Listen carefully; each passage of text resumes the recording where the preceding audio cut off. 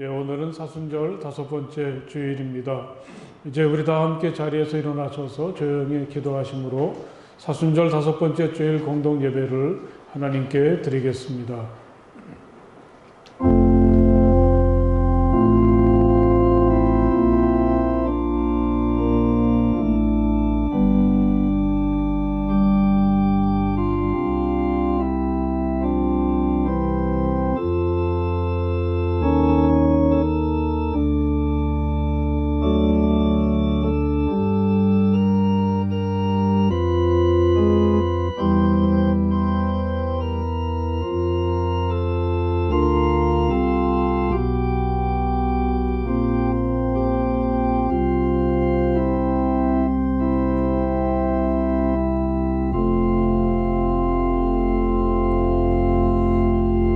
주님, 온 마음을 기울여서 주님께 감사를 드립니다. 신들 앞에서 내가 주님께 찬양을 드리렵니다. 내가 주님의 성전을 바라보면서 경배하고 주님의 인자하심과 주님의 진실하심을 생각하면서 주님의 이름에 감사를 드립니다. 아멘.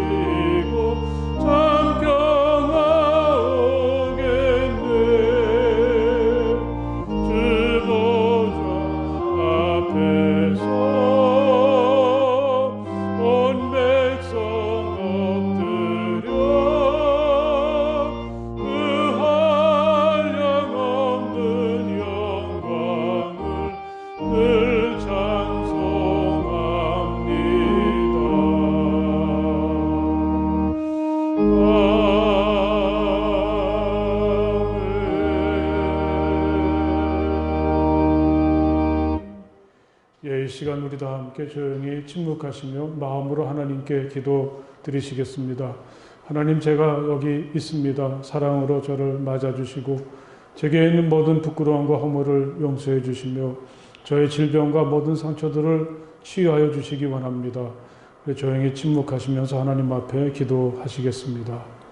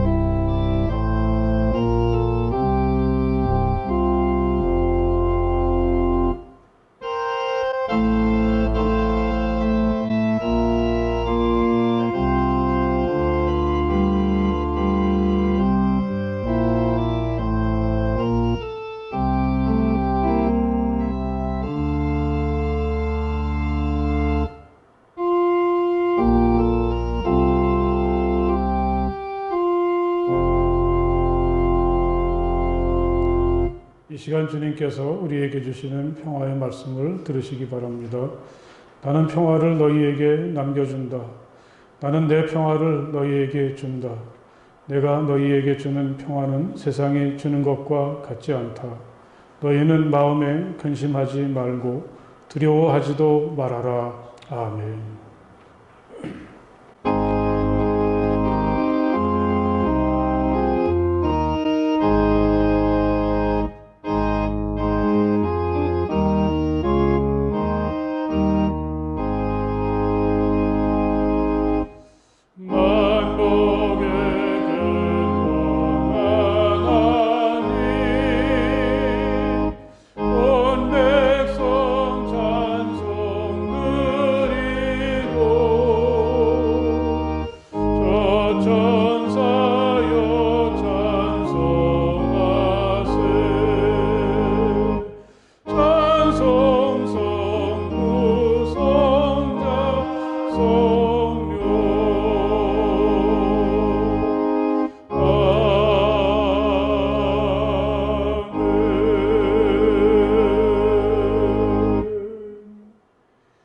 다 자리에 앉으시겠습니다. 이 시간에 다 함께 기도하실 때에 하은희 장로님께서 나오셔서 기도해 주시겠습니다. 사랑으로 언제나 우리와 함께 하시는 하나님 아버지, 은혜와 사랑을 감사드립니다. 여러 가지로 어려운 상황이지만 이렇게라도 예배를 드릴 수 있게 하여 주시니 감사합니다. 이 자리에 나와 예배 드리는 모든 성도님들과 집에서 유튜브로 예배드리는 모두에게 함께하여 주셔서 성령 충만의 귀한 시간이 되게 하여 주시옵소서. 하나님 아버지, 지금은 하나님이 우리의 죄를 용서하시고 인도하심이 절실히 요구되는 때입니다. 우리는 영적인 균형을 잃고 가치관이 뒤집어가고 있습니다. 우리는 주님의 말씀을 업신여기고 있습니다. 우리는 자녀들의 인성교육을 소홀히 하면서 그것을 그들의 자존감을 세우는 것이라고 하고 있습니다. 우리는 조상들의 오랫동안 존중받는 가치들을 농락해 놓고서 그것을 개하라고 했습니다. 우리를 이 모든 죄로부터 씻어주시고 우리를 자유롭게 하여 주시옵소서. 우리나라를 하나님이 주권 아래 하나가 되게 하여 주시옵소서. 우리나라와 온 세계를 어둠의 골짜기로 몰고 가는 코로나19 사태가 어서 속히 진정되어서 일상을 회복하게 하여 주시옵소서.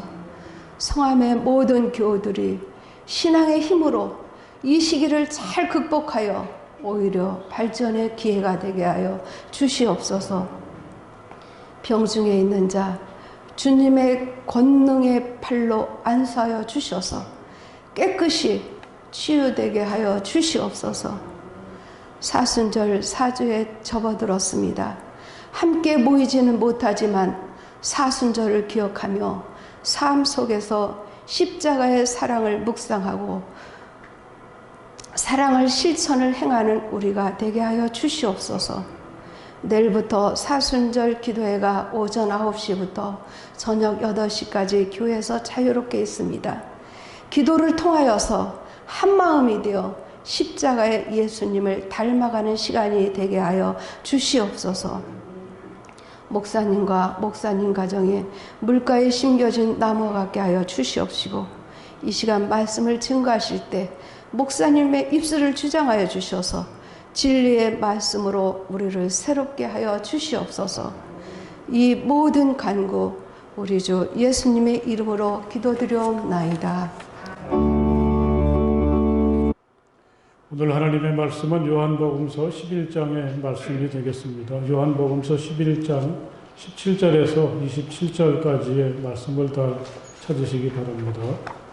요한복음서 11장 17절에서 27절까지의 말씀입니다.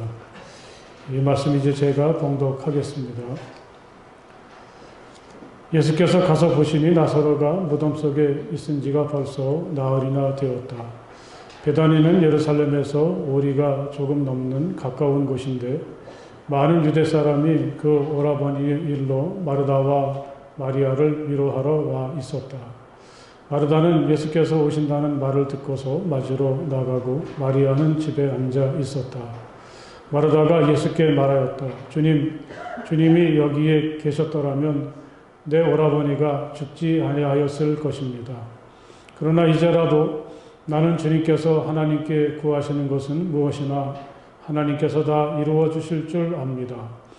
예수께서 마르다에게 말씀하셨다. 내 오라버니가 다시 살아날 것이다. 마르다가 예수께 말하였다. 마지막 날 부활 때에 그가 다시 살아나리라는 것은 내가 압니다. 예수께서 마르다에게 말씀하셨다. 나는 부활이요 생명이니 나를 믿는 사람은 죽어도 살고 살아서 나를 믿는 사람은 영원히 죽지 아니할 것이다. 내가 이것을 믿느냐? 마르다가 예수께 말하였다. 예, 주님은 세상에 오실 그리스도이시며 하나님의 아들이심을 내가 믿습니다. 아멘. 오늘 이 소중한 시간에 주님 앞에 나와서 예배드리는 우리 교우 여러분들, 그리고 또 이 가정에서 또 영상을 통해서 하나님을 예배하는 모든 분들에게 하나님께서 내리시는 사랑과 은혜가 가득하시기를 간절히 바랍니다. 우리 옆에 계신 분들하고 목례를 나누시면서 사랑의 인사를 한번 해보십시오. 하나님의 사랑이 함께 하시길 바랍니다. 그렇게 말이죠. 코로나 사태는 우리가 전혀 할 수 없었던 것을 경험하게 하기도 하고 또 혼자 있는 시간을 참 많이 가지게 하기도 합니다. 어떤 계획이 세워졌다가도 계획대로 이루어지지 않는 경우가 참 많이 있습니다. 2주 전에는 저도 그 성도에 새롭게 열린 아트센터에서 열리는 음악회에 가려고 했었는데 그만 취소가 되어서 아쉬웠습니다.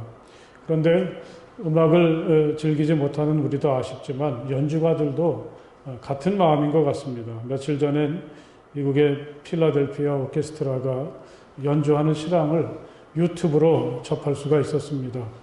어떻게 요즘 같은 때에 연주를 할 수가 있겠는가 생각하시겠지만 관객은 아무도 없었습니다. 그들은 텅 빈 객석을 앞에 두고 연주회를 열었습니다. 연주가 제대로 되겠나 싶었습니다. 베토벤 교향곡 5번과 6번을 연주했는데 지휘자가 나와도 반겨줄 관객들이 없죠. 그저 자기들끼리 악기를 두드리고 발을 구르며 서로를 격려합니다. 마침내 연주가 시작되었습니다. 그들은 곧 연주에 몰입해 갔습니다. 지휘자는 제가 생전 처음 보는 분이었는데 얼마나 열정적으로 지휘를 하든지 그 지휘자의 열정에 휘말려서 단원들도 정말 열심히 연주를 합니다. 그러면서 그들의 얼굴에 미소가 찾아오고 그들은 모두 행복해 보였습니다. 제가 보았던 연주 중에 최고였던 것 같습니다. 연주가 끝나도 박수를 치는 사람이 하나도 없었지만 그들은 모두가 행복해 보였고 제게도 엄청난 감동이 밀려왔습니다. 그냥 평소에 하던 대로 해. 능력 이상의 것을 발휘하려 하지 말고 평소 연습한 것에서 한 80%쯤 한다고 생각해요. 올림픽 경기에서 금메달을 놓고 다투는 선수들에게 심리치료사가 경기 직전에 권하는 말이라고 합니다. 특별한 상황, 아주 중요한 순간이라고 해서 어떤 특별한 것을 보여주려고 한다든지 실력 이상의 것을 이루려 하다간 쉽게 무너지게 된다는 거죠. 그냥 하던 대로 평소처럼 하는 게 경기에서 좋은 성과를 얻어내는 비결이라고 얘기합니다. 오늘이 위기의 상황인 것은 분명하지만 우리는 될 수 있으면 평정심을 잃지 않고 평소의 습관을 유지하려는 것도 참 중요하다고 생각됩니다. 마치 이 음악을 연주하는 분들이 아무도 없는 홀에서라도 연주를 하려는 것처럼 말이죠. 오늘은 사순절 5번째 주일이죠. 이 사순절도 이제 2주간밖에는 남지 않았습니다. 우리의 계획에 의하자면 내일부터는 저녁 기도회가 예정이 되어 있었는데 대신 내일부터 아침부터 저녁 8시까지 교회 문을 열어놓고 성전에 불을 켜놓겠습니다. 여러분들이 편한 시간에 교회에 찾아오셔서 기도하십시오. 만일 교회에 오기가 힘드시다면 여러분이 있는 곳에서 2주간 동안 꼭 기도하시기 바랍니다. 주님께 지혜를 구하고 용서와 긍휼을 구하고 또 더 이상 주님께서 우리에게 등을 돌리지 마시고 밝은 얼굴로 우리를 비추어 주시도록 여러분 간절히 기도할 것을 제가 간곡히 부탁을 드립니다. 우리는 평소엔 다 자기가 잘해서 된 것처럼 생각하지만 하나님께서 한번 등을 돌리시면 우리는 별 수 없습니다. 내가 편히 지날 때에는 이제는 영원히 흔들리지 않겠지 하였지만 태산보다 더 든든하게 은총으로 나를 지켜주시던 주님께서 나를 외면하시자마자 나는 그만 두려움에 사로잡히고 말았습니다.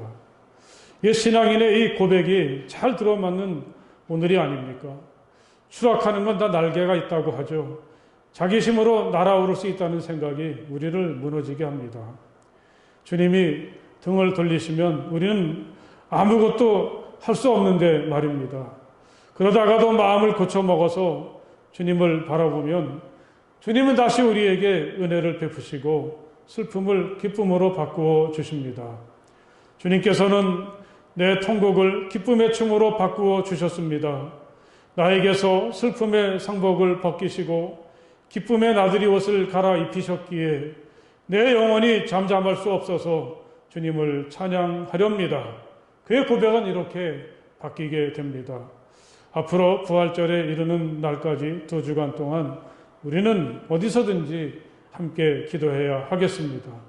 우리의 슬픔의 행진이 기쁨의 행진으로 죽음이 생명으로 불안에 쌓여있는 우리의 오늘이 하나님의 평화가 넘치도록 간절히 함께 기도하시기를 부탁을 드립니다. 오늘 사순절 5번째 주일에 우리에게 주어진 말씀은 죽었던 나사로가 다시 살아나는 이야기입니다. 나사로는 여자 형제인 마르다, 마리아와 함께 예수님을 잘 아는 사람인 것 같죠.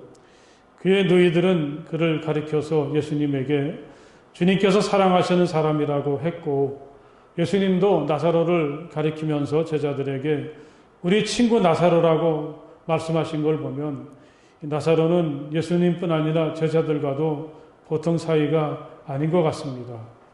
당시 예수님은 바리새파 사람들과의 골이 깊을 대로 깊어져서 죽음까지 생각하게 되었습니다. 요단강 저편 세례 요한에게 세례를 받으시고 처음 사역을 시작하시던 곳으로 잠시 피해 있을 때 나사로의 일이 벌어지게 된 것입니다. 그의 누이들이 나사로를 살려달라고 그것까지 예수님께 사람을 보낸 걸 보면 정말 그들은 아주 돈독한 관계가 아니겠습니까? 마르다나 마리아는 예수에게 도움을 청하면서 어떤 생각을 했을까요? 비록 예루살렘이 위험하긴 해도 우리 사정을 아시면 예수님은 곧 오실 거야. 이렇게 기대를 했겠죠. 예수가 언제쯤 오실 거다. 그런 시간도 짐작을 하면서 예수를 기대했을 것입니다. 그런데 예수는 그렇게 하지 않으셨습니다. 나사로가 죽어간다는 소식을 들으시고도 곧바로 출발을 하지 않으셨습니다. 이틀이나 더 그곳에 머무르시죠. 그래서 막상 예수가 그들이 살고 있던 베다니 마을에 도착했을 때 이미 나사로는 죽었고 나흘이나 시간이 지났습니다. 당시 이스라엘에서는 그래도 사흘까지는 사람이 죽은 다음에도 기대를 한다고 합니다. 혹시라도 소생하는 경우가 있다고 하죠. 나흘이 되었다는 것은 이 나사로가 완전히 죽어서 더 이상 소망을 가질 수 없다는 시간을 말하고 있습니다. 여러분 한번 생각해 보십시오. 다른 사람도 아니고 나사로인데 예수님이 어떻게 그들에게 이렇게 하실 수가 있을까요? 나사로가 죽어간다면 열일 제쳐놓고라도 달려와야 할 것 같은데 그의 형제들도 예수가 그렇게 하실 것이라고 믿었는데 예수는 마치 나사로가 전혀 모르는 사람인 것처럼 늦게 나타나셨으니 우리 같으면 어떻게 이 일을 받아들일 수가 있겠습니까? 난 예수를 잘 알아. 난 정말 예수를 사랑하고 예수를 위해서라면 이제까지 최선을 다했어. 그러니 나에게 무슨 일이 생기면 예수님은 당장이라도 달려와서 나를 도와주실 거다. 여러분 이게 헛된 생각일 수도 있다는 것을 여기서 깨닫게 되지 않습니까? 가톨릭의 큰 어른이셨던 그 김수환 주기경님이 돌아가셨을 때 그분은 병으로 오랫동안 시달림을 받다가 하나님께 부르심을 받으셨습니다. 그래서 그분을 장례식을 할 때 어떤 신부님이 추모사를 하면서 이렇게 말한 적이 있습니다. 하나님께서 추기경님을 이렇게 족치시면 우리 같은 사람은 어떻게 하란 말입니까? 내가 이렇게 오래 예수를 믿었는데, 나는 정말 주님과 교회를 위해서 모든 걸 바쳤는데, 나는 예수님을 얼마나 사랑하고 있는데, 다른 사람은 몰라도 예수님은 나를 알아주실 거다. 만약에 우리가 그렇게 생각을 하고 있다면 그건 정말 위험하다는 걸 오늘의 말씀은 우리에게 일깨워주고 있습니다. 나는 특별할 거야. 다른 사람은 몰라도. 이게 아닐 수도 있다는 말씀이죠. 이 마르다나 마리아는 어떠했겠습니까? 예수님은 자기들의 간절한 사정을 외면하셨습니다. 마음만 있었다면 나사로가 살아있을 때 오실 수 있었을 텐데 예수는 너무 늦게 오셨습니다. 그러니 예수가 이제 자기들을 찾아오셨다는 소식이 그리 반갑지 않았을 텐데요. 정말 중요한 것은 바로 지금부터입니다. 예수가 나를 실망시켰을 때, 나를 향한 예수의 사랑을 의심할 만한 일이 벌어졌을 때, 그때 우리가 어떻게 해야 하는지 이 마르다는 우리에게 좋은 본을 보여주고 있습니다. 예수가 오셨다는 소식에 마르다는 예수를 맞으러 나갔습니다. 그리고는 이렇게 예수에게 말씀을 드리죠. 주님이 여기에 계셨더라면 내 오라버니가 죽지 아니하였을 것입니다. 마르다는 이렇게 예수에 대한 아쉬운 마음을 솔직히 드러냅니다. 주님이 좀 빨리 오셨으면, 우리가 오라고 하실 때 오셨으면 우리 오빠가 죽지는 않았을 텐데 정말 많이 마음이 아프고 아쉽습니다. 이런 고백이죠. 자기들을 향한 예수의 진정성을 의심할 만한 순간이기도 하죠. 그런데 마리아는 또 이렇게 예수에게 말씀을 드리고 있습니다.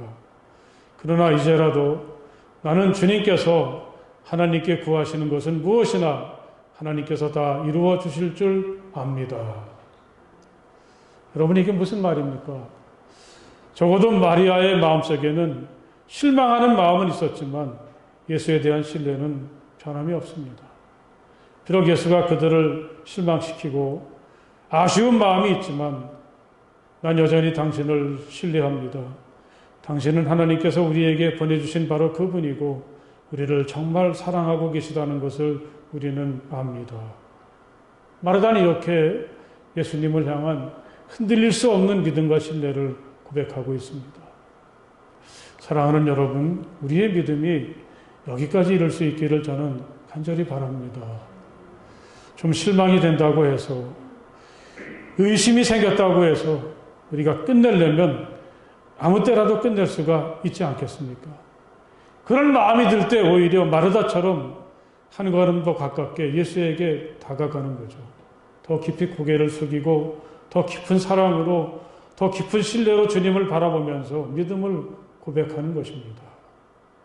여러분, 고비에 직면했다고 여겨질 때, 난 더 이상 하나님을 믿을 수 없어, 하나님은 날 사랑하지 않는 것 같아, 그런 생각이 들 때 이 마르다를 생각하시기 바랍니다. 그러나 이제라도 이렇게 마음을 돌이킬 수 있는 우리가 될 수 있기를 간절히 바랍니다.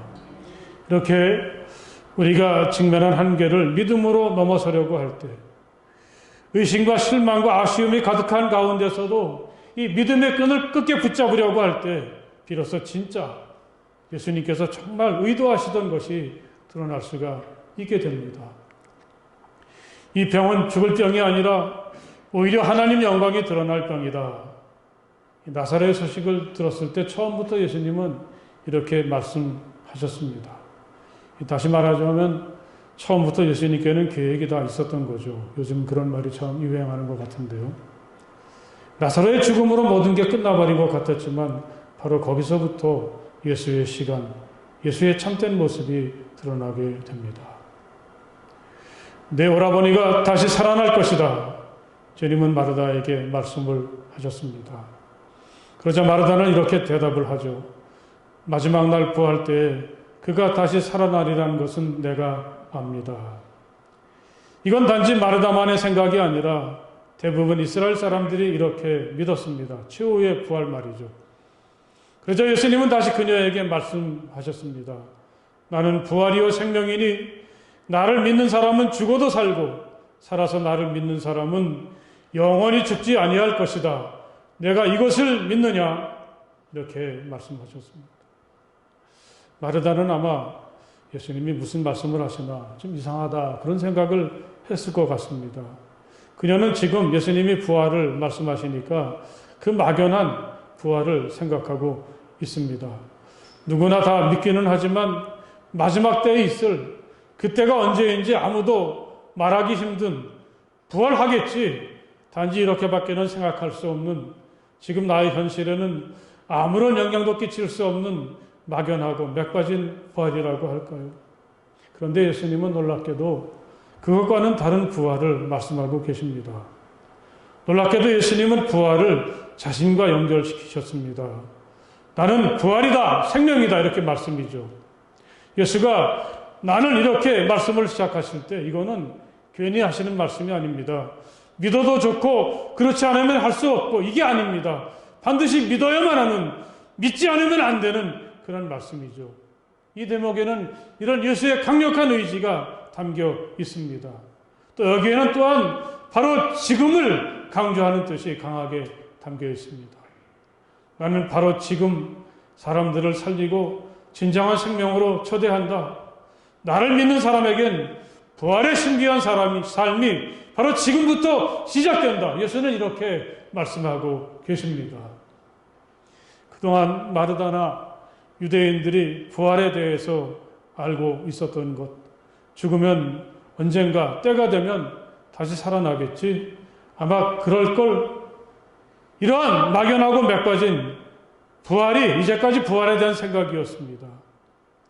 그런데 예수님은 나는 부활이다, 생명이다 이렇게 그분이 말씀하실 때 그건 바로 지금 예수를 통해서 여기에서 일어나는 일입니다. 먼 훗날 있을지 모르는 막연한 부활이 아니라 바로 지금 우리가 느낄 수 있는 부활, 오늘의 우리의 삶에 영향을 끼치는 부활이라고 주님은 말씀하고 계시죠. 나를 믿는 사람은 죽어도 살고 살아서 나를 믿는 사람은 영원히 죽지 아니할 것이다. 이 말씀을 한번 살펴보겠습니다. 죽어도 살고 우리 누구나 죽을 수밖에 없죠. 혹시 이 말씀을 잘못 읽으면 예수님이 죽음을 부인하는 것처럼 느껴질 수도 있겠습니다. 죽어도 살고 이렇게 말할 때 여기에는 죽음을 대하는 우리의 자세를 말한다고 저는 읽었습니다. 죽어도 산다는 것은 다시 말하면 죽음이 영향을 끼칠 수 없는 그런 삶을 말한다고 하겠습니다. 여러분 그렇지 않습니까? 아무리 우리가 멋지고 아름다운 꿈이 있어도 그걸 실현할 만한 의지가 없다면 그게 무슨 소용이 있겠습니까? 죽음이란 우리의 삶을 위협하는 가장 무서운 요소죠. 아무리 대단한 의지를 가지고 있어도 죽음의 위협 앞에서는 약해지기 마련입니다. 자기가 가진 이상이나 꿈을 죽음의 위협 때문에 포기하는 경우가 얼마나 많은 걸까요? 죽어도 산다고 할 때 그건 죽음이 영향을 끼칠 수 없는 삶, 죽음의 위협 앞에서도 자신의 꿈을 향해서 걸어가는 그런 삶을 말한다고 하겠습니다. 우리는 이런 예를 나사렛 예수를 통해서 볼 수가 있죠. 십자가라고 하는 죽음의 위협 앞에서도 예수는 사랑과 진리를 향한 자신의 신념을 굽히지 않으셨습니다. 마침내 십자가에서 돌아가셨습니다. 이 십자가의 예수가 우리에게 죽어도 사는 게 무엇인지 행동으로 보여주신 거죠. 살아서 나를 믿는 사람은 영원히 죽지 아니할 것이다. 이렇게도 말씀을 하십니다. 죽지 않을 수 있다면, 영원히 살 수 있다면 그걸 마다할 사람이 어디 있겠습니까?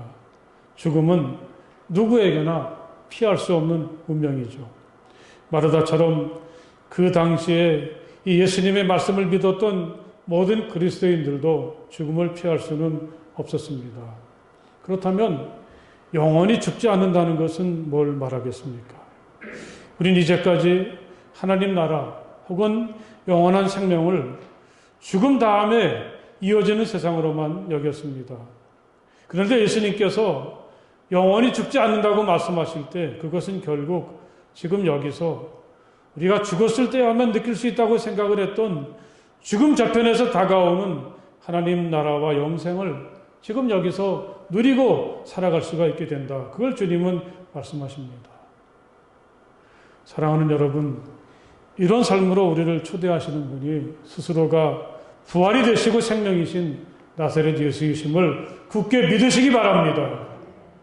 우리가 나사렛 예수를 통해서 경험하게 되는 것은 결코 돈을 주고 사거나 힘으로 얻을 수 있는 게 아니지 않습니까?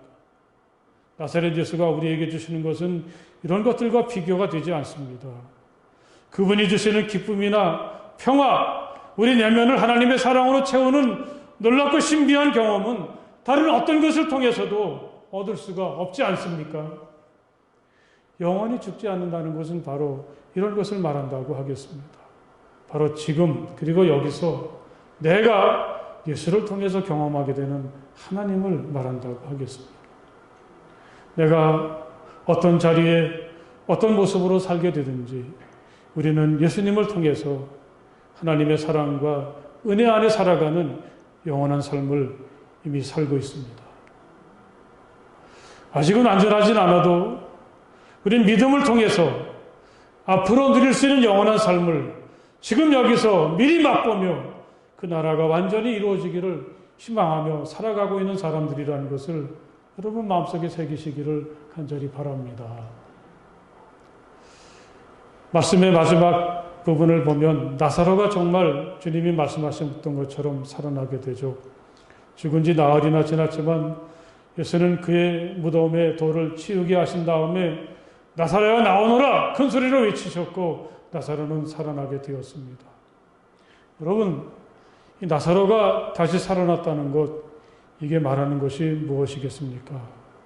이 나사렛 예수가 정말 그분이 말씀하셨던 것처럼 우리의 부활이 되시고 생명이 되시는구나. 나사렛 예수는 그가 말씀하셨던 것처럼 죽어도 살고 영원히 죽지 않는 삶을 바로 지금 우리에게 선물하시는 분이시로구나. 우리 예수님을 향해서 그런 믿음을 가지게 되는 줄 믿습니다. 여러분 한번 생각해 보십시오. 예수를 통해 다시 살아난 나사로는 그 후에 어떻게 살았을까요? 그건 결코 이전의 삶의 단순한 연장은 아니었을 것입니다. 나사로는 정말 이제 죽음이 무섭지 않았을 것입니다. 죽어도 사는 나사로가 된 거죠. 다시 살아난 나사로가 맞이한 오늘은 이전의 오늘과 결코 같을 수가 없습니다. 비록 그의 환경이나 조건은 달라지지 않았어도 그는 이제 무덤까지 찾아오셔서 자신을 살려주신 이 나사렛 예수의 충만한 사랑 안에서 지금도 자신 안에 머물러 있는 그분의 놀라운 능력 안에서 살아가게 되었습니다. 영원히 죽지 않는 삶을 나사로는 나사렛 예수를 통해서 그때부터 누리며 살게 되었다는 말씀입니다. 다시 마르다를 생각해 봅시다. 마침내 마르다는 이렇게 예수에게 고백을 하게 됩니다. 예, 주님은 세상에 오실 그리스도이시며 하나님의 아들이심을 내가 믿습니다. 마르다는 비로소 이 믿음에 도달했습니다. 24절에서는 내가 압니다 이렇게 말했었는데 이제 그녀는 내가 믿습니다 이렇게 대답을 하게 되었습니다. 여러분, 아는 것과 믿는 것은 너무나 다릅니다. 아는 것에는 한계가 있습니다. 안다고 해서 운명이 달라지지 않습니다. 믿는다는 건 내가 믿는 그분을 향해서 나를 완전히 내어던진다는 절대적인 신뢰가 담겨 있죠. 당신에게 나의 생명, 나의 운명, 나의 미래를 맡깁니다. 오로지 나는 당신만을 바라보면서 살아가겠습니다. 이렇게 말이죠. 마르다가 예수를 그리스도이시고 하나님의 아들이시라고 믿는다고 고백했을 때 바로 예수가 그녀를 새롭고 영원한 생명으로 초대해 주셨습니다. 바로 지금 여기서 다시 살게 된 나사로처럼 마르다도 다시 살아난 사람이 되었습니다. 나사렛 예수가 선물로 주시는 영원한 생명, 죽어도 살고 영원히 죽지 않는 신비한 생명을 예수님을 통해서 누리게 된 줄로 믿습니다. 예수가 십자가를 지시러 예루살렘을 향하실 때 그는 3번이나 자신의 십자가의 죽으심을 예고하셨지만 그러면서 예수님은 그와 동시에 다시 살아날 것도 말씀하셨습니다. 그러나 그는 사흘째 되는 날에 살아날 것이다. 여러분, 이제 우리가 사순절 5번째 주일을 보낼 때 우리는 주님이 죽으신 십자가를 바라봐야 되겠지만 이제 우리는 십자가 너머에서 우리에게 다가오는 부활도 바라볼 수 있는 우리가 될 수 있기를 간절히 바랍니다. 나사로를 살리신 예수는 십자가를 넘어서 열리는 진정한 생명을 가슴에 품으시고 우리에게 지금도 물으시죠. 내가 이것을 믿느냐? 주님께서 우리에게 물으실 때 우리도 마르다처럼 고백할 수 있어야 되겠습니다. 내가 믿습니다. 주님, 내가 믿습니다. 이렇게 고백할 수 있기를 간절히 바랍니다. 부활과 생명이신 주님, 주님만이 우리에게 죽음을 넘어서는 진정한 생명을 지금 여기서 살게 해 주십니다. 주님, 내가 믿습니다. 주님께 고백하면서 바로 지금 부활의 신비한 삶을 시작하는 우리 모두가 될 수 있기를 주님의 이름으로 간절히 축복을 드립니다. 할렐루야. 기도하시겠습니다. 하나님, 감사합니다. 늘 그날인 것 같은 우리에게 불쑥 찾아오셔서 특별히 사랑하는 오빠가 죽어서 슬픔을 당하고 인생의 한계를 절감하는 마르다에게 찾아오셔서 내가 부활이고 내가 생명이다. 나를 믿으면 죽지도 않고 영원히 살게 될 것이다. 진정한 생명으로 초대하시는 주님을 다시금 바라볼 수 있도록 도와주시니 감사합니다. 오늘 우리들도 마르다처럼 주님, 제가 믿습니다. 이것을 내가 믿느냐, 내가 이것을 믿느냐 물어보실 때 그렇게 대답하며 주님의 생명에 동참하는, 다시 살아나는 진정한 삶을 살아가는 우리가 되게 하여 주시옵소서. 예수님 이름으로 간절히 기도드렸사옵나이다. 아멘. 오늘 이렇게 함께 이곳에서 예배를 드리는 여러분들, 또 가정에서 영상으로 예배를 드리는 여러분들에게 하나님께서 특별한 사랑과 평화를 내려주시기를 간절히 바랍니다. 우리 앞에 계신 분들하고 반갑습니다. 한번 반갑게 목례를 나눠보십시오. 네. 광고 말씀 잠깐 드리겠습니다. 벌써 사순절 5번째 주일이 되었는데 아까 말씀을 증거하면서도 그런 말씀을 드렸지만 우리가 함께 다 같이 모여서 원래 계획했던 대로 저녁마다 기도회는 할 수 없어도 좀 띄엄띄엄 오시면 아침부터 저녁 8시까지 편한 시간에 오시면 그런 기도는 할 수 있겠다. 그렇게 생각을 해서 2주간 동안 우리가 사순절 기도회를 이런 식으로 진행을 하기로 했습니다. 그러니까 아침부터 저녁 8시 사이에 여러분들이 편한 시간에 교회에 오셔서 함께 기도해 주시기 바라고, 또 그것이 힘드신 분들은 있는 곳에서 같이 기도해 주시길 바랍니다. 이 주보에 기도 제목을 소개해 드렸으니까 여러분 개인적인 기도와 아울러 이런 기도를 꼭 같이 하셨으면 좋겠습니다.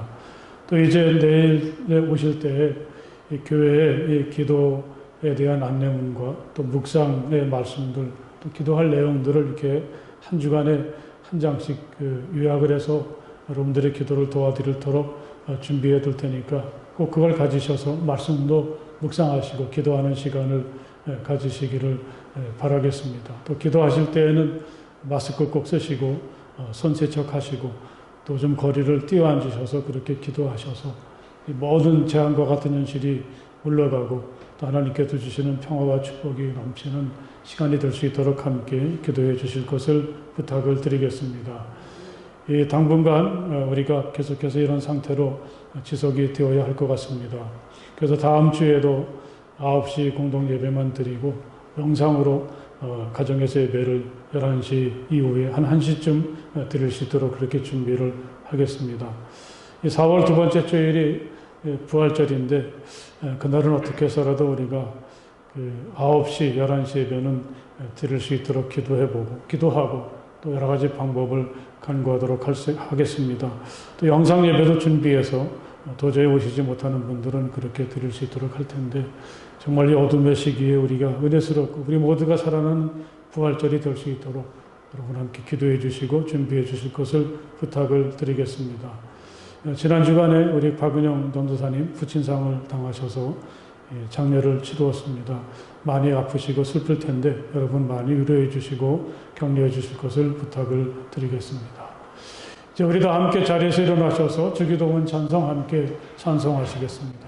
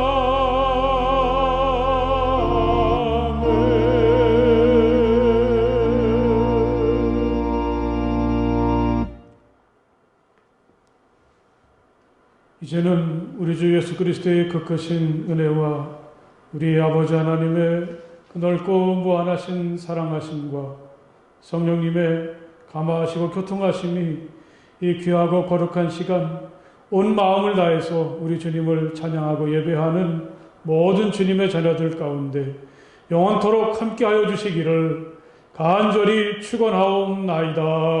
아멘.